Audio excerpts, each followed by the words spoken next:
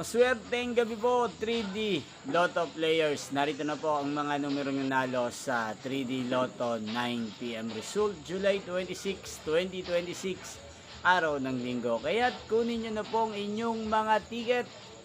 Narito na po ang resulta. Yan, nakikita nyo na po ngayon sa screen ng inyong cellphone ang mga numerong nanalo sa 3D Lotto 9 PM result. In exact order po yan. At kung maswerte namang natayan nyo po ang mga numero niyan kanina, congrats po sa inyo. At narito naman po ang mga numero nanalo sa 2D Lotto 9 PM result.